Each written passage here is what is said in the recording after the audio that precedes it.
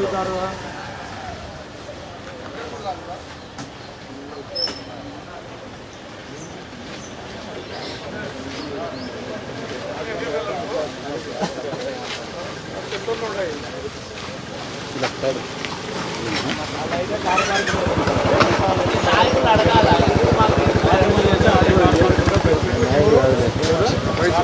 గురించి మాట్లాడేటువంటి అధికారం మాకు లేదు.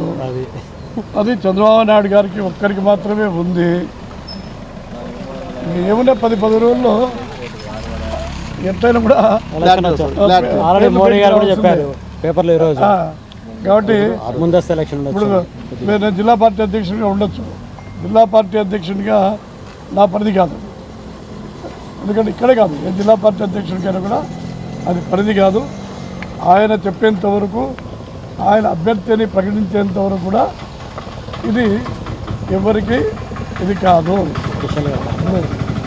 మనం చూసినాం ఇక్కడ వైఎస్ఆర్ పార్టీలో ఎన్ని రకాలైనటువంటి గందరగోళం ఉందో చూసినాం. అక్కడ ఇంటర్మీడియట్ పిల్లలు పరీక్ష రాసిన పిల్లలకు జంప్లింగ్ పెట్టినట్టు జంప్లింగ్ కూడా పెట్టారు చెప్పేది.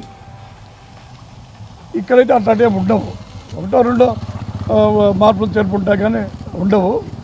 కాకపోతే అన్ని విధాలుగా విచారించి మంచి అభ్యర్థులకే కొంత సీనియారిటీ కానీ, కొంత శీలము కానీ, గుణము కానీ, సేవ కానీ, గెలిచేటువంటి అవకాశాలు కానీ అన్నీ చూసే కరెక్ట్గా ఇస్తారనేటువంటి విశ్వాసం మాకుంది.